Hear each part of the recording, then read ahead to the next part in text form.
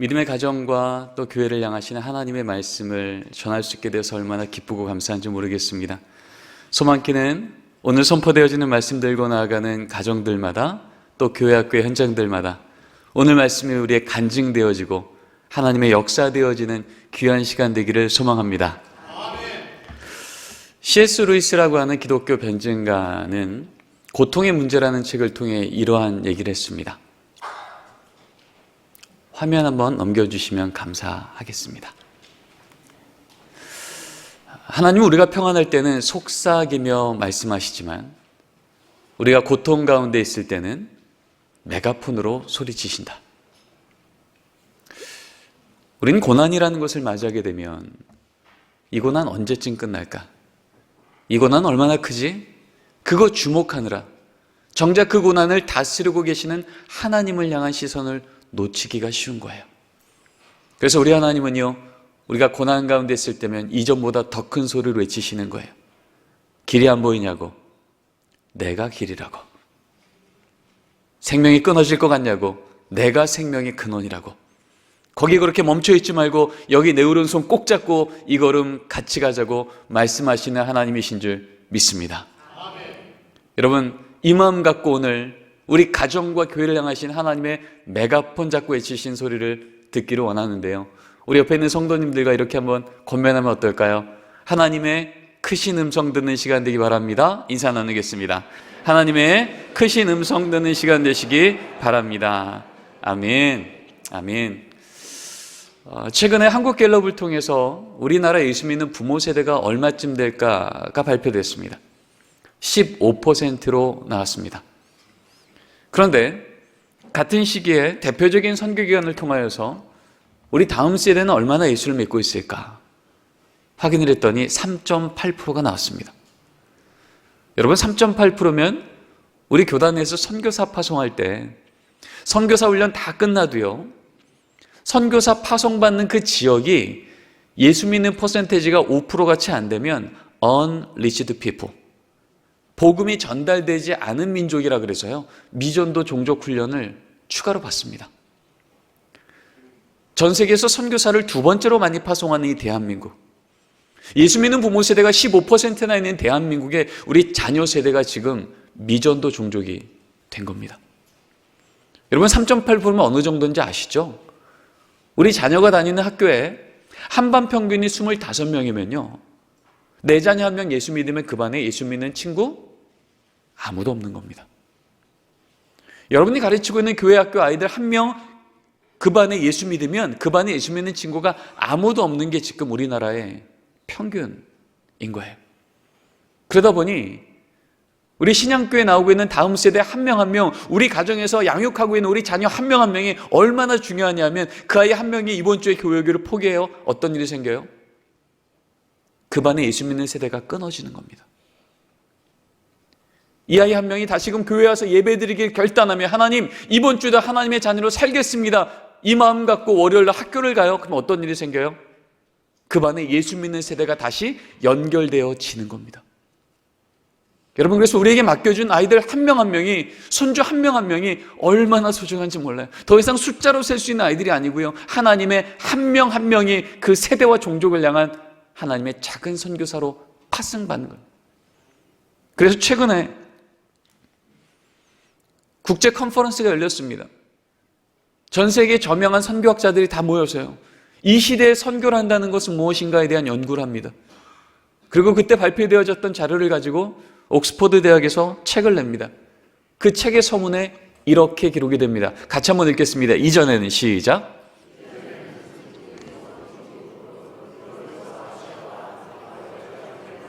지금은 복음을 가진 자가 복음이 없는 자에게, 복음이 있는 곳에서 복음이 없는 곳으로의 전략으로 바뀌었다.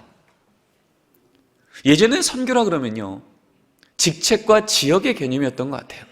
나는 선교사니까, 여기는 선교지니까, 지금 우리가 하고 있는 건 선교 사역이지라고 생각했어요.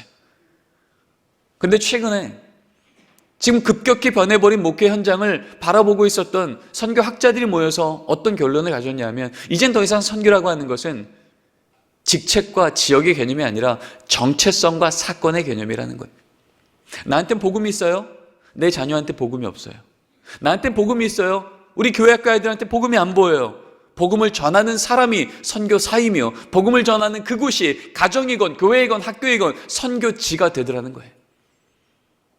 적어도 하나님, 제가 평생 고백하고 살았던 이 예수 그리스도 이름을 우리 자녀 세대가 끊어져서는 안 되겠습니다. 손주 세대가 끊어져서는 안 되겠습니다. 이것을 우리가 여전히 붙들고 있다면 우리는 모두 다 이 시대 수직적 선교사로 부름받은 줄 믿습니다.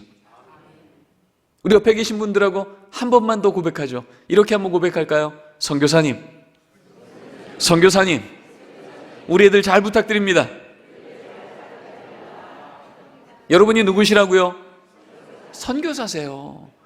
우리 자녀 세대가 미전도 종족이니까 이제 우리 아이들에게 복음을 갖고 있는지 점검하며 집안에서부터 이 복음을 늘 전하는 그 자를 지키는 건 너무나 중요한 선교사들하는 겁니다. 올 초에 전국에 있는 800명이 넘는 담임 목사님들께 설문조사를 합니다. 목사님, 코로나 지나면서 뭐가 가장 힘드십니까? 한국교회가 지금 마주하고 있는 가장 큰 위기가 뭐라고 생각하십니까? 라고 했더니요, 800명이 넘는 담임 목사님들의 대답이 이렇게 나왔습니다. 1위, 다음 세대 신앙 전수의 위기. 2위, 교회에 대한 소속감 약화. 3위, 전도의 어려움. 우린 예전만큼 교회가 다시 회복되지 않는다고, 전도가 안 된다고 너무 큰 위기를 말하고 있지만 적어도 담임 목사님들 그룹 안에서 가장 큰 위기는요, 다른 어떤 것보다도 우리 자녀 세대가 신앙을 끊어져 버린 현상 앞에 답이 안 보이더라는 거예요. 그래서 이렇게 또 물었습니다. 그렇다면 목사님, 우리 다음 세대가 가장 큰 위기라고 말씀하신다면 이 세대들에게 복음을 전하는데 무엇부터 해야겠습니까? 그랬더니 목사님들이 이렇게 답을 하십니다. 여러 가지 옵션이 있었습니다. 교재를 바꿔볼까요? 시설을 보완해볼까요? 재정을 늘려볼까요? 다 맞습니다. 다 영향을 주죠. 근데 어떤 것과도 비할 수 없는 1위가 나오게 됩니다. 우리 노란색 글씨인데요. 읽어볼까요? 시작. 부모 세대의 교육과 훈련. 다른 어떤 것보다도요, 우리 자녀 세대에게 살아있는 교과서가 되어지는 이 부모 세대가 다시금 하나님의 말씀 앞에서 내 삶을 주님의 말씀으로 다시 점검하고 바꾸는, 회개하고 돌아오는 이 일이 있지 않고는요, 우리 자녀 세대들이 다시 교회 오는 거 쉽지 않겠다. 왜 목사님들은 이렇게 말했을까요? 우리 애들이 이렇게 말했거든요. 얘들아, 너희들 신앙에 가장 큰 영향을 준 요소가 뭐니? 라고 물어봤어요. 2014년에 물었을 때 1위 엄마 47.2, 4위 아빠 9.8, 57% 된 애들이요, 저 부모님인데요 라고 말하더라는 거예요. 2년이 지납니다. 여전히 어머니는 1위인데 4위였던 아버지가 2위로 등극합니다. 이젠 70% 된 애들이요, 저 부모인데요. 코로나 중에 다시 물었습니다. 우리는 생각해봤죠. 코로나니까, 비대면이니까, 예전만큼 모이는 게 위험하다고 하니까, 메타버스면 게임이면 애들이 좋아하는 게 너무 많이 생겼으니까 우리 애들 교회 오기 쉽지 않겠다 생각했어요. 근데 정작 우리 아이들 입에서 서울 시내에 있는 예수 믿는 중고등부 아이들 500명을 대상으로 물었던 질문 앞에 우리 아이들은 이렇게 말합니다. 1위 엄마 54%, 2위 아빠 33%, 87% 애들이요, 저 부모입니다. 부모가 가장 큰 신앙의 변수라는 거예요. 우리는 시대가 변해서 우리 아이들이 교회 오지 않겠다 생각했는데 정작 우리 아이들 입에서 나오는 얘기는요, 내 부모가 가장 큰 변수라는 거예요. 여러분, 중고등부 아이들이 이 정도면 우리 아동부는 어떨까요? 더 높을까요? 적을까요? 더 높죠. 영유아 유치부는요, 더 높죠. 오늘도 부모가 손잡고 교회 오지 않으면 도대체 교회 올 방법을 알 수도 없고 예배를 드릴 수도 없는 영, 유아, 유치부들이요, 절대적이었습니다. 너무 궁금해집니다. 이렇듯 우리 아이들에게 부모가 가장 큰 영향력이라면, 세상의 문제가 아니라 내가 매일 보고 있는 믿음의 부모님의 삶의 등의 문제라면, 과연 이 시대 예수 믿는 부모 세들은 우리 아이들을 어떻게 교육하고 있을까? 1,500명의 기독부모한테 설문조사를 합니다. 참고로 여기에 참여했던 1,500명은 그냥 주일날 교회 오는 부모가 아니라 코로나 중에도 유치부부터 고등부까지 내 자녀를 현장 예배 보내기를 포기하지 않았던 부모들만 1,500명이에요. 그러니까 어느 교회를 봐도 가장 모범적이라고 보였던 그 부모입니다. 이렇게 물었어요. 부모님, 자녀를 양육하는데 중요한 4가지의 교육의 영역이 있습니다. 인성교육, 학습 지성교육, 진로교육, 신앙교육. 혹시 부모님은 어떤 교육을 가장 우선적으로 하고 계십니까? 여러분, 이쯤 되면 답은 뭘로 나와야 될까요? 당연히 신앙교육이죠. 그냥 부모도 아니고 그렇게 모범적인 부모인데요. 근데 결과는 충격적으로 나옵니다. 1위, 인성교육. 2위, 지성교육. 3위, 진로교육. 신앙교육은 꼴찌였습니다. 이런 얘기 아닐까요? 신앙 중요하죠. 성적은 먼저. 신앙 중요하죠. 대학은 먼저. 이것이 어느 학자의 예측이라면 교수님이 현장을 모르시네 라고 말할지 몰라도요, 이건 지금 이 시대 가장 모범적이라고 보이는 부모님들이 스스로 지금 이것이 우리의 현실입니다 라고 말하고 있더라는 거예요. 여러분, 우리나라 최대 종교가 뭔지 아시죠? 대학교죠. 여러분 아시잖아요. 여러분, 수능시험 치는 날 보십시오. 어떤 종교든 상관없이 내 자녀, 내 손주 저 대학 저과 들어가면 이제 인생 안전하겠네. 거꾸로 저 대학 저과 떨어지면 저 인생 어쩌냐. 같이 무너지고 고개를 못 들고 있지 않습니까? 예수 믿는 부모 세대라고 다릅니까? 별로 다르진 않는 것 같습니다. 저는 장신대 교수로 오기 전에 서울 시내에 있는 한 교회 교육총괄 목사로 섬겼습니다. 매주 우리 부모님들을 만났고 교사를 만났고 아이들을 만났습니다. 그때마다 입버릇처럼 물었던 질문이 이겁니다. 집사님, 안수 집사님, 권사님, 장로님, 그리고 목사님, 개인적으로 회심하셨죠? 근데 혹은 부모로도 회심하셨습니까? 내 자녀의 성적의 문제 앞에서도, 내 자녀의 대학의 문제 앞에서도, 내 자녀의 취직과 결혼의 문제 앞에서도 늘 예수가 주인 되어야 된다고 말씀해 오셨습니까? 복음서에도 사도행전에도요, 성경의 증언은 이렇습니다. 2000년 전부터 우리 그리스도인은 누구냐? 저들은 부활의 증인이요, 마루투스라고 하는 이 단어가 우리의 이름이었다는 거예요. 그런데 이 증인이라고 하는 마루투스의 단어와 순교자라고 하는 마털이라는 단어가 어원이 똑같아요. 한마디로 2000년 전부터 우리 그리스도인은 누구냐? 내 인생의 주인은 예수라고 말하는데 목숨 걸었다는 거예요. 내 자녀의 인생 가운데 예수가 주인 되어야 되는데 세상이 다른 걸 얘기해요. 목숨 걸어 내 자녀에게 예수의 이름을 전했다는 거예요. 바로 그 자리에서 1000년의 로마는 무너지고 주님의 몸된 교회는 이 땅 위에 일어서게 된 줄 믿습니다. 거기서 하나님은 다시 우리를 일으키셨던 겁니다. 그런데 여러분, 이 시대에 진짜 예수 믿는 부모 세대 15%가 목숨 걸고 전한 이름이 예수의 이름 맞습니까? 혹시 대학의 이름은 아닙니까? 혹시 직장과 연봉 이름 아닙니까? 초등학교 들어가기 전부터 너 딴 건 몰라도 저 대학은 들어가야 된다고, 딴 건 몰라도 저 직장은 네가 전공해야 된다고. 우리 아이들 귀에 못이 박히도록 말하고 있진 않았습니까? 성경은요, 하나님이 다음 세대를 내가 복 줄 거야, 무너졌지만 이제 내가 그 세대를 다시 세울 거야 라고 말씀하실 때마다 늘 먼저 하나님을 경험한 부모 세대에게 하나님은 명령하셨습니다. 시대는 무너져 있는데 시대를 탓하지 말고 너희 가정 안에서 부모가 이렇게 다시 일어서면 내가 그 다음 세대를 세우겠다 말씀하셨다는 거죠. 우리 첫 번째 말씀부터 한번 읽어볼까요? 이 말씀을 시작. 여러분 너무나 잘 아시는 말씀이에요. 여기까지요. 400년 동안 하나님을 잊어버렸던 부모 세대입니다. 하나님의 은혜로 하루아침에 노예에서 자유인이 되었고요, 땅 한 평 없이 살던 이 부모 세대에게 말씀하신 거예요. 너희 자녀 세대에게만큼은 저 적과 꿀이는 땅을 다 주겠다. 여러분, 땅 한 평 없이 살던 노예였던 부모 세대 입장에서 내 자녀에게는 적과 꿀이는 땅을 다 준다고 하니 얼마나 그 땅 빨리 가보고 싶었겠습니까? 40년을 그렇게 왔습니다. 이제 요단강만 건너면 그 땅에 들어가는 상황입니다. 모압 평지 앞에서 하나님이 웬일인지 그 부모 세대의 발을 멈추십니다. 그리고 모세를 통해 이렇게 말씀하십니다. 모세야, 내가 약속한 대로 저 땅 너네 자녀 세대한테 다 준다. 저 대학, 저 직장, 저 연봉 다 주겠다 말씀하신 거예요. 근데요, 조건 하나 든 거예요. 근데 이거 하나 분명히 하자. 너는 내가 내게 명한 이 말씀을 머리에 새기고가 아니라 어디 새기고라고요? 마음에 새기고. 신앙은 지식이어서 머리로 기억하고 입으로 말한다고 전달되는 게 아니고요, 진리여서 마음에 새겨. 히브리어 레바보입니다.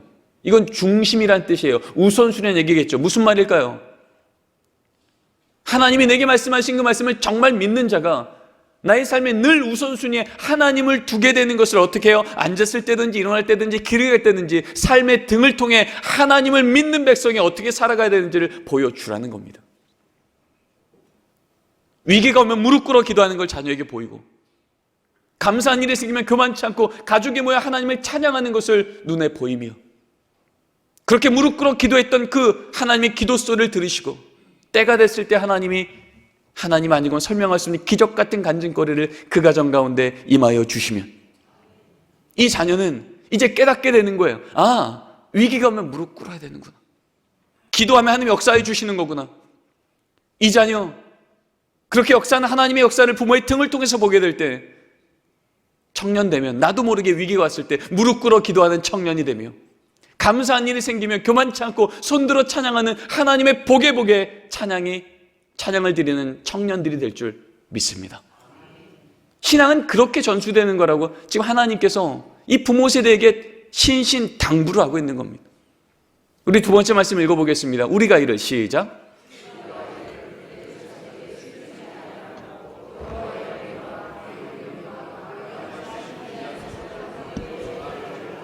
아멘.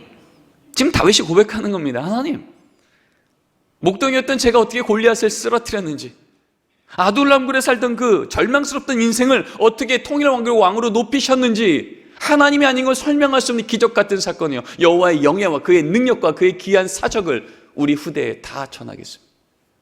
하나님이 아닌 걸 설명할 수 없는 간증거리들, 우리 안에 있는 이 사건들을 내 자녀에게 하나도 안 빠뜨리고 다 전하겠다는 거예요. 우리 하나님 기뻐 받으셔서 시편 한복판에 적어내시고 이스라엘 백성들이 모일 때마다 감사 예배시로 부모 세대가 고백하며 가정에서 실천할 수 있도록 이끌어 오셨다는 거죠.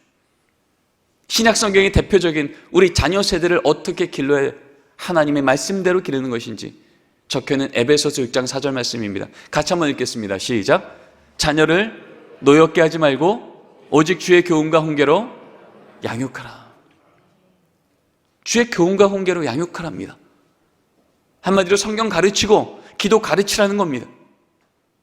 여러분, 이 말씀은 믿음의 부모 세대에게 주신 권면의 말씀이 아니었고요, 명령의 말씀이었습니다. 그러면 좋고 아니면 할 수 없고가 아니고요, 반드시 이래야 믿음의 다음 세대를 내가 세우겠다 명령하셨던 주의 말씀이었다는 거죠. 그런데 언제부턴가 우리 한국교회 믿음 좋은 가정 안에서도요, 어떤 모습들이 보이냐면 우리 아이들이 교회학교 갔다 와서 묻습니다. 아빠, 이 말씀 무슨 뜻이에요? 엄마, 이럴 때 어떻게 기도해야 돼요? 그때 우리 부모님들 뭐라고 말씀하십니까? 아이, 전도사님이 아시겠지. 꼭 가서 물어보거라. 아이, 목사님이 전문가시지. 다음 주에 꼭 가서 물어봐. 분명히 성경은, 내가 어려서부터 성경을 알았나니, 누가 알아요? 부모를 통해서 자녀가 알았던 것을, 주의 말씀 내 발의 등이요 내 길의 빛이라고 늘 주의 말씀이 이 자녀 귀에 들리게 하라고 말했건만, 언제부턴가 우리 한국교회는요, 우리 자녀의 신앙은 교회 학교가 위탁해서 알아서 하는 것이냐 착각하지 않았습니까? 교회에서 말하고 있는 집사의 자격, 장로의 자격, 감독의 자격이 뭐라고 나오죠? 믿는 자녀를 둘 자라야 할지니라. 자녀를 잘 다스리는 자라야 할지니라. 어떻게 해요? 주의 교훈과 훈계로 가르치는 것으로. 믿음은 하나님만 주시는 줄 믿습니다. 부모는 줄 수가 없습니다. 그런데 어떻게 부모를 통해서 주실까요? 부모에게 주신 명령을 순종할 때 하나님은 그 명령을 순종하는 자리를 통해 언약하신 주님은 하나님의 언약을 우리 가정의 간증으로, 하나님께서 믿음을 주어주시는 그 현장의 자리로 우리 가정을 세워주실 줄 믿습니다. 2000년 교회사는요, 우리에게 증언합니다. 시대는 무너졌는데 믿음의 다음 세대가 놀랍게 회복했던 시대들을 우리에게 보게 합니다. 그때마다 공통적으로 발견되어진 하나의 문장이 있습니다. 자, 우리 500년 전에 종교개혁 때에 마틴 루터, 존 켈빈, 찌빙글리, 담임 목사님이었고 성서학자였고 종교개혁자였던 이들이 목회 지침서를 편지를 써서 보낼 때마다 공통적으로 적혔던 한 문장이 있습니다. 우리 노란색 글씨만 읽어보겠습니다. 가정은, 시작. 가정이 작은 교회임을 잊지 말라는 겁니다. 이건 목사님들에게 보냈던 편지들입니다. 하나님 말씀대로 목회한다는 건 바로 이것입니다. 가정이 작은 교회임을 교인들한테 잊지 않게 가르치십시오. 여러분, 교회는요, 아무리 자주 모이고 아무리 많이 모여도요, 예배라는 사건이 멈춰요, 그때부터 교회 아닙니다. 가정이 작은 교회라는 얘기가 뭘까요? 우리 집에 성경책이 쌓여있고 문패 교패가 붙어있을지라도 가족이 모여 정기적으로 매일이건 일주일에 한 번이건 하나님, 우리 가정의 주인은 하나님이셔서 우리 가정은 안전합니다. 우리 가정은 감사합니다. 이 예배의 고백이 멈춰버리면 예수 믿는 가정 아니라는 거예요. 왜요?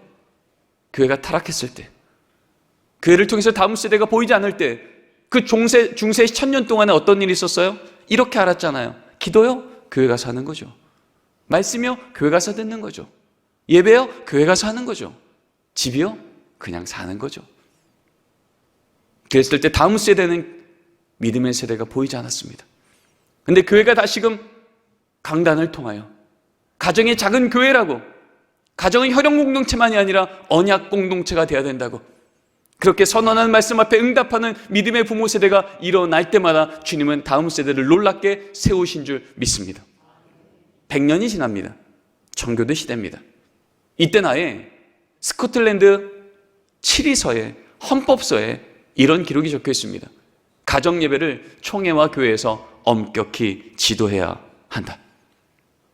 더 이상 가정 예배 문제는 그 가정의 선택의 문제가 아니라는 거예요. 왜요? 하나님의 말씀에 명령하셨기에. 그래서 이렇게 기록이 됩니다. 가정 예배를 시행하지 않는 가정에는 먼저는 사적으로 권면하고, 둘째는 당회가 책망하며, 셋째는 수찬 정직까지 하는 것으로 한다. 여러분, 청교도 시대 때는 주일마다 성만찬을 집례했습니다. 그래서 성만찬이 갖고 있는 여러 가지 의미 중에 하나는요, 우리 교회 교인이라는 공적 선언이에요. 다른 어떤 죄를 져도요, 그 죄 때문에 우리 교회 교인이요, 아니요 라고 함부로 말 못하지만 적어도 우리 자녀의 신앙이 흔들려요, 우리 가정의 신앙이 흔들리게 하는 가정 예배가 멈춰요, 그러면요, 그거 회복할 때까지 우리 교회 교인 아니라는 겁니다. 이거 하나 지키려고 배 하나 타고 신대륙을 건너갑니다. 그래서 세워진 나라가 미국입니다. 세워진 교회가 미국 교회입니다. 18세기, 19세기에 하나님은 미국 대각서 운동을 통하여서 미국 교회를 갱신하고 미국 사회를 강건케 합니다. 3차 대각성 운동이 끝날 때쯤 하나님의 말씀으로 은혜 받았던 한 청년 가슴 속에 하나님이 이렇게 말씀하십니다. 저 조선 땅으로 가서 복음을 전하라. 그래서 20대 청년의 선교사가 이 성경책 하나 들고 찾아왔던 이 조선 땅, 그가 바로 호레이스 언더우드 아펜젤러였습니다. 그래서 우리나라는 선교 초기 때부터 예수 믿는 가정이라고 하는 것, 예수 믿는 부모라고 하는 건 다른 것보다 우선적으로 가정 예배를 지키는 거라는 것을 너무 잘 배웠던 나라입니다. 같이 한번 읽어보겠습니다. 가정 예배는 시작.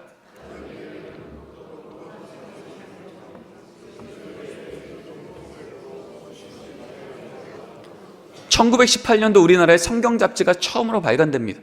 놀라운 것은요, 1권 첫 번째 페이지 첫 번째 문장이 가정 예배로 시작이 됩니다. 그리고 그 내용은 이것입니다. 가정 예배는 그리스도교의 일종 특색이다. 한마디로 저 집안이 예수 믿는 집안인지 안 믿는 집안인지 가장 큰 특징은 가정 예배에 있는지부터 보라는 거예요. 한마디로 그 당시에 상식이었다는 거예요. 수신제가 요소요, 나라 쫓아 뺏겨버렸던 그때 하나님, 나라는 무너졌어도 이 나라의 진짜 왕이신 하나님이 우리 가정의 주인 되어주시면, 우리 자녀의 주인 되어주시면 우리 가정, 우리 자녀 다시 일어설 수 있습니다. 수신제가 요소가 바로 가정 예배였다는 것을 고백했어요. 1922년도에는요 아예 조선 예수교 장로의 헌법에 이렇게 기록이 됩니다. 같이 한번 읽어보겠습니다. 가정 예배는 시작.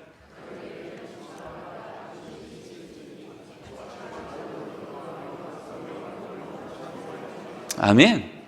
여러분, 헌법입니다. 헌법은 선택의 문제가 아니에요.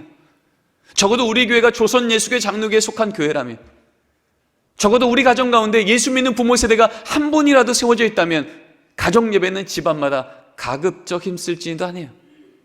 반드시 힘쓸지니. 이것이 우리가 받았던 신앙의 유산이요, 바로 이 말씀 앞에 순종했던 바로 그 가정 안에서 누가 태어나요? 빼앗겼던 나라를 되찾게 할 때 영성의 실력 같은 기독 청년들이 일어나고, 전쟁으로 폐허됐던 이 땅 위에 주님의 몸된 교회와 이 나라를 세우는데 하나님 영적인 기독 청년들을 바로 그 가정들 가운데 일으키신 줄 믿습니다. 오늘 주신 말씀은 여러분 너무나 잘 아시는 말씀입니다. 이 땅 위에 주님께서 믿음의 부모 세대를 처음 세우시고, 이제 내가 너를 통해서 이 땅 위에 나의 믿음의 다음 세대를, 믿음의 명문 가문을 내가 세워줄 거야 라고 약속하시면서 주셨던 음성입니다. 그래서 하나님이 이 음성 듣고 이제 아브라함이 메소포타미아 땅부터 가나안 땅으로 가고 있는 중입니다. 그 가고 있는 중인데 성경은 그 걸음을 가고 있던 두 가정을 한 가지 기준으로 대조시킵니다. 우리 말씀 한번 다시 한번 읽겠습니다. 시작. 그가 처음으로 제단을 쌓은 곳이라 그가 거기서 여호와 이름을 불렀더라. 아브라함 일행 롯도 양과 소와 장막이 있으므로. 여러분, 족장시대 때 친족 아비집을 버리고요, 다른 곳을 간다는 건 인생 걸었다는 얘기입니다. 나름 믿음이 있었다는 거예요. 근데 왜? 아브라함 가정에는 여호와 이름을 부르는 제단 가정 예배가 있었고, 똑같이 하나님께 복 받겠다고 걸어가고 있던 롯의 가정에는 가정 예배가 없었을까요? 혹시 이런 것 아니겠습니까?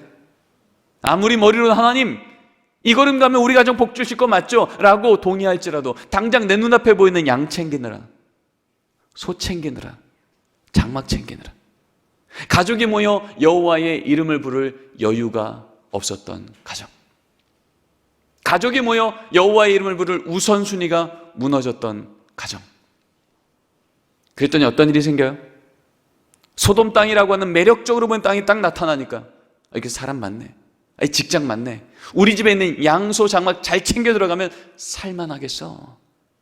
이게 하나님이 말했던 복된 인생이겠구나. 하나님 없이 복처럼 보이는 거 쫓아 들어가다 망할 도성으로 들어간 롯의 가정과, 걷는 걸음마다 멈춰 하나님 여기까지도 하나님의 은혜였습니다, 여호와께 제단을 쌓고 예배를 드렸던 아브라함의 가정. 여러분 아시죠? 오늘 말씀이 있자마자 성경은 선언합니다. 롯의 가정은 소돔 땅으로 들어갔고 아브라함은 가나안 땅으로 들어갔다고요. 똑같이 하나님 우리 가정 복 주실 거 맞죠? 믿음 다하여 이 걸음 걷겠습니다라고 말하고 있었으나 결국 그 가정에 가정 예배가 있었느냐 없었느냐로 하나님은요, 소돔 땅으로 들어갈 망할 도성과 하나님의 복이 우리 눈앞에 선명하게 드러나는 가나안 땅으로 정착하는 가정을 대조시켰다는 거죠. 여러분 어떠신가요? 아브라함이 가나안 땅 들어가자마자 그 땅에 젖과 꿀이 흘렀습니까? 아니면 기근이 있었습니까? 기근이 있었잖아요.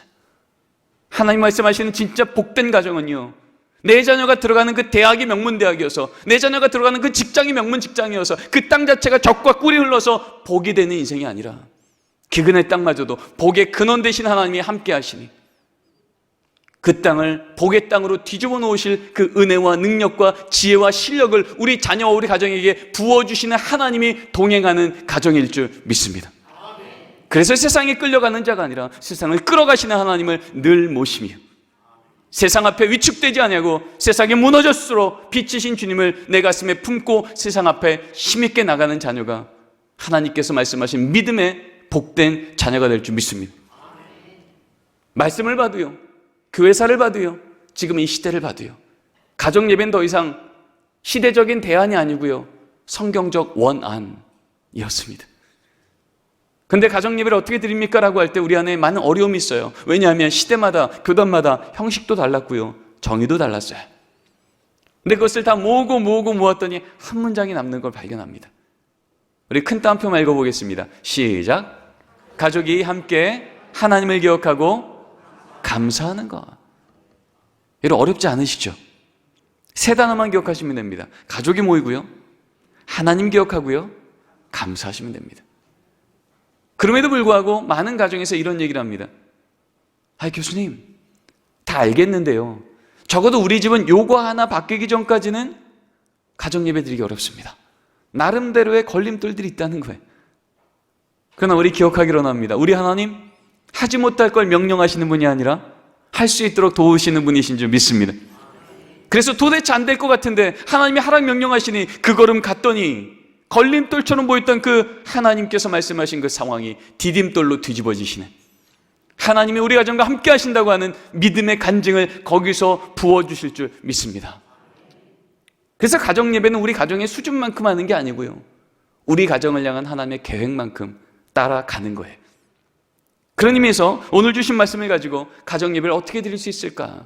우리 몇 가지 원리만 같이 확인하고 결단하기를 원합니다. 자, 첫 번째 원리입니다. 같이 한번 읽겠습니다. 시작. 가정 예배는 형식이 아니라 사건입니다.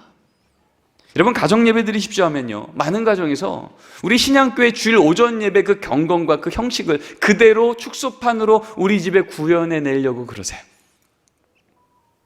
아니, 그렇게 드리는 가정 예배 얼마나 훌륭합니까? 그런데 성경은요, 하나님이 가정 예배를 참 기뻐 받으셨다고 적는 그 현장들마다 하나님의 관심은 형식이 아니셨어요. 늘 사건에 관심이 있으셨어요. 아까 읽었던 말씀을 한번 보십시오. 아브라함 가정이 30분 예배 드렸다, 안 떠들고 예배 드렸다, 옷 갈아입고 예배 드렸다, 이런 얘기 있습니까? 없습니까? 언급조차 없습니다. 가정 예배 안 드리면 수찬정직까지 명했던 청교도 시대요, 그 헌법이 이렇게 적혀 있습니다. 가정 예배요, 가족이 모여 성경 한 구절만 읽어도 가정 예배 이미 드린 겁니다. 성경 한 구절 읽고 기도까지 했습니까? 가정 예배 더 잘 드린 겁니다. 성경 읽고 기도하고 찬송까지 했습니까? 가정 예배 더 잘 드린 겁니다. 형식에 대해서는 언급조차 없어요. 저희 집은 가정 예배를 14년째 매일 드리고 있습니다. 그럼에도 불구하고 저는 아직도 형식에 대해서는 적응이 되지 않아요. 지금 저희 첫째 딸이 중학생이고 둘째가 초등학생인데 여전히 가정 예배 드릴 때마다 빠지지 않는 멘트가 이런 거예요. 누나, 왜 눈 떴어? 너무 왜 떴어? 여러분, 이런 얘기가 나올 때마다 제가 너희들은 언제쯤 가정 예배 제대로 드릴래? 라고 제가 말을 한다면 여러분, 그 시간이 뭐가 될까요? 가정 예배 시간입니까? 도덕 시간입니까? 도덕 시간 되는 거예요. 여러분, 형식은요, 저도 여전히 적응이 안 돼요. 분명히 눈은 천장을 보는데요, 손은 바닥을 쓰시고요, 허리는 거의 연체동물에 입은 끊임없이 떠드세요. 그럼 예배 끝날 때쯤 되면 제가 마음의 의심의 영은 충만해집니다. 애들한테 묻죠. 아들, 너 오늘 말씀 듣기나 했어? 장난만 치던데? 그럼 그 아들 입에서 이런 말이 나오는 거예요. 아빠, 오늘 다윗이 골리앗 한 번 볼 때 여호와 6번 봤다는 얘기 아니야. 걱정 마, 걱정 마. 나한테 힘들면 그럴 거야. 걱정 노세요. 아니, 초등학교 3학년 때 제 아들이 그렇게 얘기하는 걸 들었습니다. 분명히 제 눈에는 장난치고 집중 못한 아들밖에 안 보여. 저조차 너무 마음이 힘들었는데 우리 하나님, 우리 자녀의 연약한 믿음에 제한받지 않으시고 오늘도 심어놓고자 작정하신 말씀의 씨앗을 심어 놓으신 줄 믿습니다. 한 번은 제 연구실에 기자님이 오셨어요. 가정예배 어떻게 드리는 겁니까? 원리는 무엇입니까? 뭐 이런 얘기를 쭉 하다가 저희 집 가정예배를 매일 드린다니까 저희 집 가정예배 드리는 장면을 촬영하러 오시겠다는 거예요. 뉴스 자료화면 배경에 내보내겠다는 거죠. 그래서 제가 그랬어요. 절대 오지 마세요. 저희 가정예배 드린 형식만 보면 여러분들 시험 당하기 딱 좋습니다. 필요하시면 제가 사진 몇 컷만 찍어서 보내드릴게요. 그러고 나서 그날 저녁에 가정예배 시작할 때 애들한테 얘기했어요. 얘들아, 오늘 가정예배 드릴 때 사진 몇 컷 찍을 텐데 혹시나 이 사진이 뉴스 자료화면에 나갈 수도 있대. 그리고 가정예배 드릴 때 찍었던 찬양의 사진이 이겁니다. 성령 충만한 얼굴이에요. 저는 이 사진을 찍으면서 너무 깜짝 놀란 거죠. 이날까지 찬양할 때 이렇게 찬양한 적이 한 번도 없었거든요.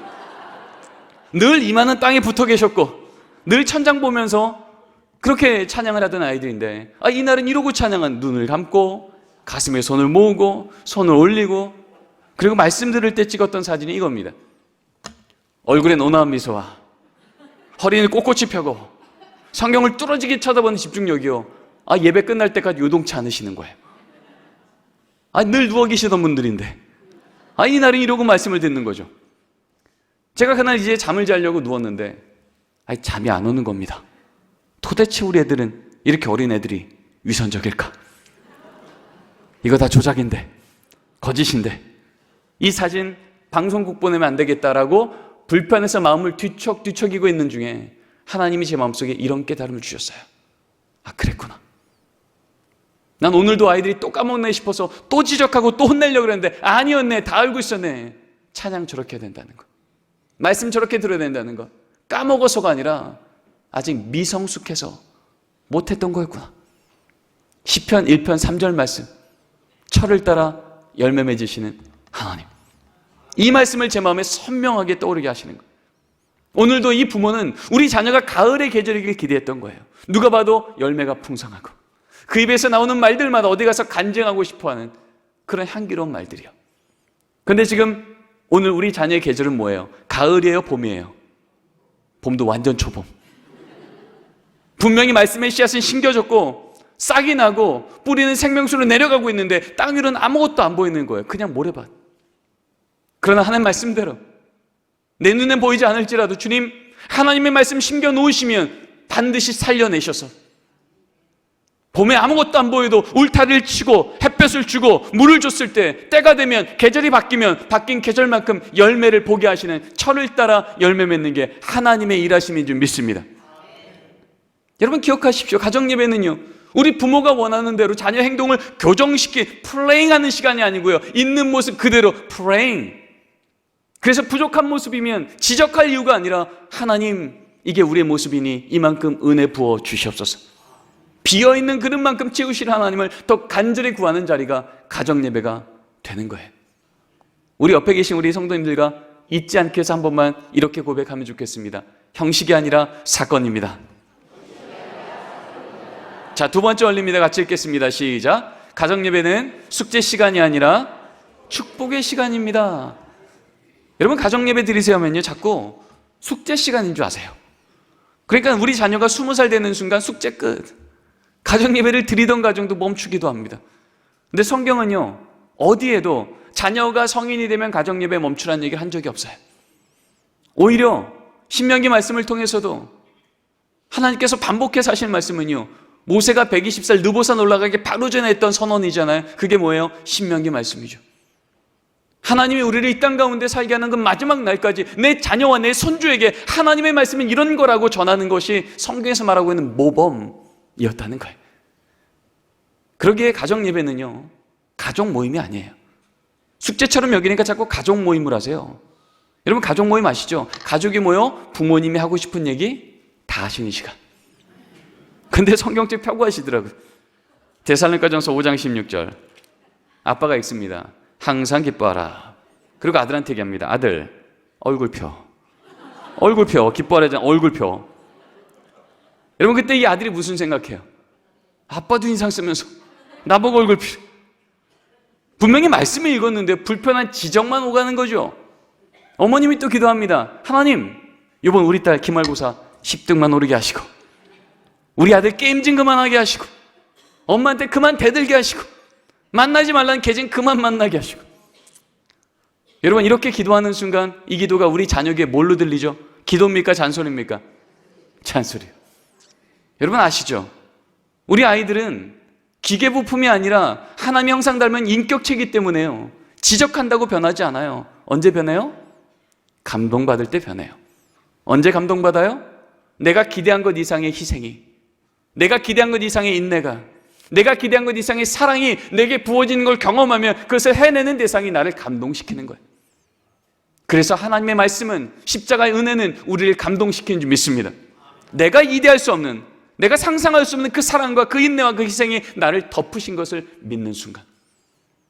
우리 부모는 자녀를 너무 사랑하지만 우리 부모는 완전치 않게 우리의 말이 우리 자녀를 변화시킬 수 없어요. 그러나 우리 하나님의 말씀은 완전하여서 하나님의 때가 됐을 때 이 말씀은 작동하여 우리 자녀를 변화시킬 줄 믿습니다. 적어도 이 시간이 가정 모임이 아니라 가정 예배 시간이라면 우리 가정의 장이신 하나님 아버지만 말씀하시는 시간 아닙니까? 그러면 말씀 읽는 아버지도 하나님 앞에 아들이고요, 기도하는 어머님도 하나님 앞에 딸이고요, 아들도 아들이고요, 딸도 딸이야. 그럼 온 가족이 적어도 가정 예배 시간만큼은요 하나님 앞에 자녀로 서는 시간이에요. 그러니까 부모가 하고 싶은 얘기를 하는 시간이 아니라 하나님 아버지 말씀 앞에서 온 가족이 믿음의 크기만큼을 고백하는 시간이에요. 그러면 똑같은 말씀 읽고도 달라지겠죠. 항상 기뻐하라 읽고 나서 아버지가 말합니다. 아들, 항상 기뻐하라 이 말씀을 내가 듣고 나니 네가 건강한 것만으로도, 네가 믿음 지키고 있는 것만으로도 기뻐하지 못했던 아빠가 부끄럽구나. 아빠가 오늘 말씀처럼 항상 기뻐할 수 있도록 노력해야겠다. 넌 좀 어떠니? 이때 이 아들이 무슨 생각해요? 오, 고수인데 그러겠습니까? 아니죠. 아, 이거 괜찮네. 도대체 안 바뀔 것 같은 아버지도 성경 한 구절 앞에서 바뀌시네.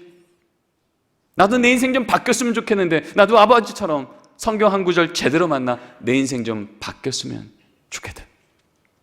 어머님이 또 기도합니다. 하나님, 우리 집에 또 어려운 일이 생겼습니다. 이 어려운 일이 생긴 걸 아심에도 불구하고 기뻐하라 오늘 말씀하셨사오니, 오늘 이 힘든 어려움의 이 사건이 간증거리로 바뀌는 그날까지 입술에 파수꾼 세워주시고, 그 걸음 가는 동안 주님 손 꼭 붙들 수 있도록 이 여종의 손에 믿음의 힘을 더하여 주시옵소서. 여러분, 이 기도 소리를 듣고 이 딸이 무슨 생각할까요? 이쯤에 우리 엄마도 절망해야 되는데, 낙심해야 되는데, 여기 진짜 신앙의 거인이 앉아있네. 나도 우리 엄마처럼 예수님 제대로 만나 어떤 상황에도 요동치지 않는 안전한 인생 살고 싶다. 나도 요즘에 돈 때문에, 외모 때문에, 성적 때문에 내 인생 너무 흔들려서 괴로웠는데, 나도 우리 엄마처럼 예수님 제대로 만나 어떤 상황에도 요동치지 않는 멋진 인생 살고 싶다. 여러분, 이 자녀가 여기서 기도가 뭔지를 배우지 않겠습니까? 우리는 우리 자녀를 위해서 새벽마다 기도하고 금요 철회마다 기도하지만, 사실 그렇게 새벽 기도하고 금요 철회 기도하고 집으로 돌아가서 우리 자녀랑 어떤 대화를 나눕니까? 밥 먹으면서요. 근데 너 대학은? 근데 너 성적은? 근데 너 취직은? 우리 자녀 교회요, 이 위기 때 어떻게 기도해야 되는지, 우리 부모가 어떻게 기도해 왔는지를 들어볼 기회가 없는 거예요. 그러니 자녀 눈에는요, 예수 믿는 우리 부모가 예수 믿지 않는 부모와 그다지 다르지 않는, 늘 묻는 건 성적이고 대학이고 직장이고 결혼인 것밖에 없는 그런 부모로 오해되더라는 거예요. 그래서 오늘 하나님 말씀은 그렇게 명령하시는 거예요. 앉았을 때든지 일어날 때든지 길을 갈 때든지. 무슨 얘기예요? 위기가 있을 때나 평안할 때나 언제든 내게 하나님이 어떤 분이신지, 어떻게 기도하고 사는지 내 자녀 귀에 들리게 하라는 거예요.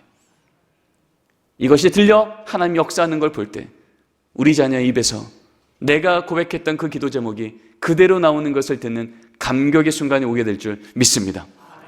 우리 마지막입니다. 같이 한번 읽겠습니다. 시작. 가정예배는 시간이 없어서가 아니라 시간 내서 드리는 겁니다. 영어로 정말 중요한 건요, 시간 내는 거예요. 어떤 집안도 시간 없다고 몇 개째 밥을 굶진 않아요. 왜요? 밥 안 먹으면 힘을 못 내니까. 여러분, 육의 양식도 먹지 않으면 힘을 못 내는데, 하나님의 가정이, 하나님의 자녀가 시간 없다고 영의 양식을 몇 개째 굶어요? 며칠째 굶어요? 그러면서도 내 자녀만큼은, 우리 가정만큼은 세상 속에서, 하나님 없는 세상 속에서도 세상을 거슬러 올라가며 하나님의 영광 드러내는 용장으로 살게 한다고 기도하는 것이 맞겠습니까? 저희 집은 가정 예배를 저녁 9시 반에 드리는데요, 지난 일주일을 봐도 제가 9시 반에 집에 들어간 날이 절반이 안 돼요. 근데 어떻게 저희 집은 가정 예배가 하루도 멈추지 않고 계속 갔을까요? 어렵지 않습니다. 저 빼고 드리면 됩니다. 그죠? 제가 말씀 전하느라, 수업하느라, 회의하느라, 지방에 세미나 다녀오느라 가정 예배 못 들어오는 걸 누가 하세요? 하나님이 하세요. 그럼 저녁밥 먹을 때 제 아내가 애들한테 이렇게 얘기합니다. 얘들아, 오늘 아빠가 신앙교회에서 말씀 전하시느라 가정예배 못 들어오시네? 그러면 가정예배 끝날 때쯤에 제 자녀 2명 중에 1명은 반드시 이렇게 기도합니다. 하나님, 아빠 말씀 잘 전하게 하시고 안전하게 돌아오게 해주세요. 10초도 안 되는 이 기도가 딱 선포되는 순간, 여러분, 제가 없는 그 자리는 뭡니까? 아빠의 부재입니까? 아니면 가족이 모여 그 자리에 없는 아빠를 기억하고 중보하고 영으로 하나 되는 시간이겠습니까? 전자입니까? 후자입니까? 후자죠. 저는 공부 때문에 한 8년 정도 미국에 있었습니다. 그때 대학부와 청년부를 지도했습니다. 여기 있는 아이들은요, 중학교 때부터 고등학교 때부터 대학교 때부터 미국으로 유학 가서 부모님 얼굴을 몇 년째 본 적이 없는 아이들이에요. 벌써 10여 년 전 얘기인데요, 그럼에도 불구하고 그 아이들 중에 꽤 많은 아이들의 부모님으로부터 수요일이면 목요일이면 금요일이면 한국에서 연락이 오는 거예요. 딸아, 이번 주 뭐 기도해 줄까? 아들, 이번 주 아버님 많이 편찮으셨는데 알지? 토요일날 저녁 7시 시간 가정예배 시간이야. 5분이라도 같이 기도하자. 저 지구 반대편에 있는 자녀와 부모인데요, 한 주도 빠지지 않고 같은 시간에 같은 하나님께 같은 기도 제목으로 같은 믿음 갖고 우리 가정의 주인은 하나님이셔서 이 위기도 안전할 수 있다고 고백하는 거죠. 우리 하나님 그 기도 외면치 않으시고 그 기도가 하나님의 때가 됐을 때, 어떨 땐 몇 개월 뒤에, 어떨 땐 몇 년 뒤에 그 가정에 간증되는 그날, 이 간증은 부모만의 간증이 아니라 그 자녀의 간증이 동일하게 임하는 줄 믿습니다. 왜요? 같이 기도했으니까. 부모만 기도하면 자녀는 우연이라고 말할지 몰라도 자녀가 같이 기도했으니까 그 사건은 하나님이 내게 주신 살아있는 하나님을 경험한 사건이 되는 거예요. 여러분, 내 자녀가 군대가 있느라, 직장 때문에 다른 도시 가 있느라, 우리 딸이 유학 가 있느라, 우리 남편이 일터에 있느라 가족이 다 못 모인다면 모일 수 있는 한 번만이라도 그 자리를 지키시면 됩니다. 대신 그 자리를 온 가족이 기억할 수 있도록 알려주시고 기도 제목을 나눠주시고, 그래서 하나님, 이 시간 홀로 기도하지만 하나님 앞에 우리 같이 주 앞에 모였던 기도 제목 갖고 올려드리오니 우리 자녀가 있는 그 자리마다 영성의 실력 갖춰 하나님께 영광 돌리며 믿음의 성장이 일어나는 한 주로 이번 주도 동행하여 주시옵소서. 우리 하나님 그 기도 외면치 않으시고 기뻐 받으시는 가정 예배 되게 하실 줄 믿습니다. 어떨 때는 9시 반에 온 가족이 차 안에 있을 때도 있어요. 그때 애들한테 얘기합니다. 얘들아, 가정 예배는 가족이 모여 하나님 기억하고 감사하는 건데, 성경 한 구절에도 읽으면 그게 가정 예배인데, 오늘은 모두 차 안에 있으니 오늘 각자 하나님이 우리 삶 속에 감사한 일 행하신 것이 있으면 나눠보자. 딸, 뭐 감사해? 제 딸이 얘기합니다. 아빠, 저 학교에서 걔랑 화해했어요. 그래, 하나님이 화해할 수 있는 마음을 주셨구나. 참 감사하다. 가족이 모였죠. 하나님 기억했죠. 감사했잖아요. 가정 예배가 될까요? 안 될까요? 분위기상 되겠죠? 완전한 가정 예배예요. 아들한테도 묻습니다. 아들, 너 뭐 감사해? 요즘은 안 그런데요. 우리 아들 초등학교 3학년 때까지만 해도요, 늘 대답은 똑같았어요. 뭐 감사해? 그러면요, 없는데. 맨날 없대요. 저 가만히 있지 않죠. 너 오늘 저녁 반찬 뭐 먹었지? 고등어구요. 그래, 고등어구에 누가 주신 거야? 마트가. 아니, 마트는 판 거지. 누가 주신 거야? 어부가. 아니, 어부는 잡은 거라니까. 누가 주신 거야? 끝까지 가서 누구의 이름을 받아내요? 하나님. 그래, 하나님, 오늘도 너를 키가 자라고 지혜가 자라게 하시려고 네가 알지 못할 때 저 바다 끝에서 고등어 알을 낳게 하시고 자라게 하시고 잡히게 하시고 요리되게 해서 오늘 네 입에 넣어주셨네. 네가 먹은 것은 고등어구이가 아니라 은혜 조각이네. 은혜 조각. 애가 씹었습니다. 여러분, 이 아들은요, 고등어구이를 보면서 은혜 조각이라 말하는 믿음도 없고요, 고백도 없어요. 아무것도 없어요. 근데 뭐 할 수 있어요? 그렇게 고백하는 믿음의 부모님 얘기를 귀로 들을 수는 있어요. 그렇게 들으면서 뭐가 생기는 거예요? 믿음이 생기는 거예요. 반찬 하나도 하나님께서 날 위해 섭리 가운데 주신 선물이라면 내 삶에 우연은 없고 하나님의 인도하심만 있다고, 하나님 없이 두렵게 살아가는 아이들과 다르게 나의 모든 걸음에 주님 오른손 꼭 잡고 함께 하신다는 영적 자존감이 채워지게 될 줄 믿습니다. 가정예배는 바로 그러한 자리입니다. 오늘 말씀을 정리합니다. 지금 이 시대가 우리 아이들을 제자화 삼고 있습니다. 핸드폰 통해서, 인터넷 통해서, 게임 통해서, 학교에서 경험한 음란문화, 폭력문화, 경쟁문화, 이기심 문화, 이렇게 안 살면 밀려날 거라고, 재미없을 거라고. 그래서 세상 급히 쫓아가다 보면 우리 자녀들은 대입이라는 골리앗을, 직장이라는 골리앗을, 재정이라는 골리앗을 턱턱턱 다가섭니다. 그럴 때마다 세상 말합니다. 여기 조금 더 큰 돌멩이 있다고, 좀 더 큰 스펙이 있다고, 요거 준비하면 이길만 할 거라고. 근데 세상 만만치 않습니다. 근데 우리는 알고 있죠. 다윗이 골리앗을 쓰러뜨렸던 진짜 무기는 손에서 나갔던 돌멩이가 아니라 입에서 나갔던 믿음의 고백인 줄 믿습니다. 너는 칼과 창과 단창으로 내게 오거니와 난 내가 모욕하는 만군의 여호와 이스라엘 군대 하나님의 이름으로 내게 가노라. 여러분, 진짜 우리가 우리 자녀 세대에게 주어줘야 될 진짜 무기는요, 더 큰 돌멩이, 더 큰 스펙이 아니라 아무리 작은 돌멩이일지라도 골리앗보다 능히 크신 하나님이 나와 함께 하시면 골리앗은 쓰러진다고 하는 믿음의 돌멩이. 이 부모가 갖고 있는 이 신앙의 고백이 우리 자녀에 비해서 나올 수 있도록 쥐어주는 믿음의 돌멩이를 쥐어줘야 될지 믿습니다. 이 돌멩이 어쩌다 우연히 지어지는 게 아니고요. 하나님 말씀대로 순종할 때 어떻게 해요? 앉았을 때든지 일어날 때든지 길을 갈 때든지, 일주일에 한 번이건 매일이건, 가족이 다 모이건 한 명만 모이건, 위기 땐 무릎 꿇어 기도하는 삶의 등을 보이며, 감사할 때는 하나님께 영광 돌리는 우선순위를 보이는 그 부모의 등을 통해 가는 걸음마다 위기마다 더 큰 간증거리들을 허락하시며 형통케 하시는 그 하나님을 삶으로 보여줄 때 내 하나님, 우리 자녀의 하나님이 되어지고, 내가 고백한 하나님, 우리 부모님의 하나님이셨다고 고백하는 감격스러운 일들이 우리 신양교회 가정들마다, 우리 다음 세대를 양육하는 교회, 학교, 부서들마다 힘있게 일어나게 될 줄 믿습니다. 우리 옆에 있는 분들에게 이렇게 권면하죠. 가정예배는 대안이 아니라 원안입니다. 기도하시겠습니다.